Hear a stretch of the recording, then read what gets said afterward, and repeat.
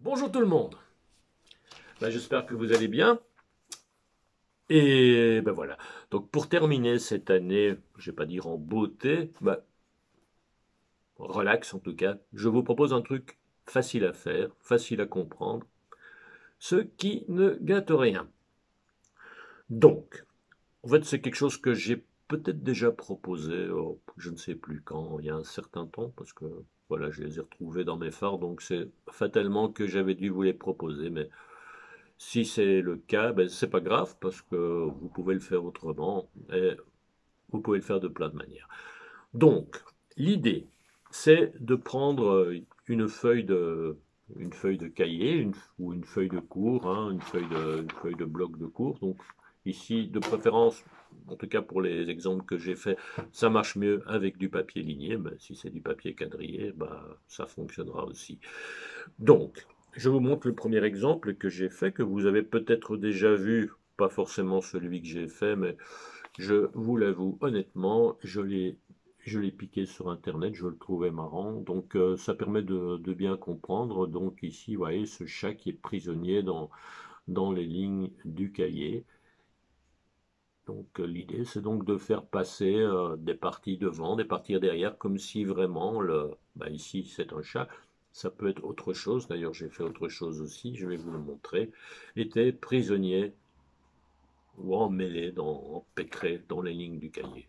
Ce qui nous est tous arrivé à un moment ou un autre. Non? En tout cas moi oui.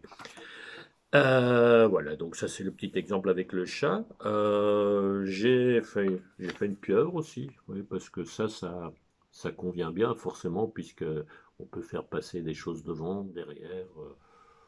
Donc voilà, ça convient bien. Donc ici je les ai fait en noir et blanc, j'ai fait ça avec un bête marqueur. Et j'ai rajouté aussi, et ça c'est pas mal, ce sont des ombres portées. Vous voyez ici, ah non vous voyez pas parce que je montre pas bien. Vous voyez, il y a des ombres, ça que j'ai rajouté avec un marqueur gris. Et voilà, donc ça c'est un deuxième exemple. J'en ai fait un en couleur aussi. Donc là, là c'est pas un animal, donc forcément. Donc, vous voyez, je vous dis, ça nous est tous arrivé d'être prisonniers par notre cahier. Enfin, donc voilà, celui-ci c'est en couleur. Ben, pour le faire en couleur, le plus simple c'est d'utiliser des marqueurs, hein. Sur ce genre de papier, ne n'utilisez pas de la peinture, ça va gondoler. Donc ici j'ai utilisé des marqueurs à alcool, ça marche très bien. Et donc ici aussi, l'important c'est de mettre des ombres portées pour décoller un petit peu le personnage du fond. Voilà, je vous en montre encore un autre. Ouais, ça c'est en plus grand, là, sur cette magnifique feuille perforée.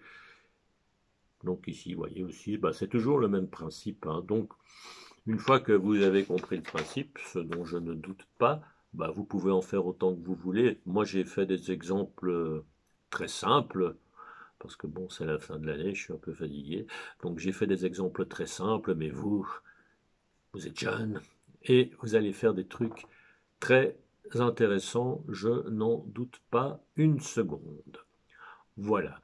Et une fois que vous avez fait tout ça, comme d'habitude, vous pouvez prendre une petite photo, vous me l'envoyez ou vous l'envoyez au centre culturel ou aux deux. Ouais, c'est même mieux, aux deux. Comme ça, on a un petit retour de ce que vous avez fait, ou on n'a pas de retour si vous ne l'avez pas fait, mais de toute façon, ça n'a pas d'importance. Vous faites comme vous voulez.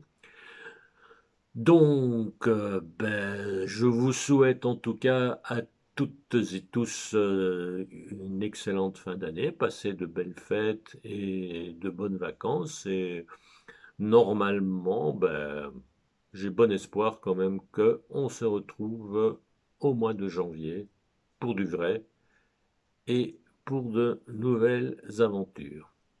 Bonne journée.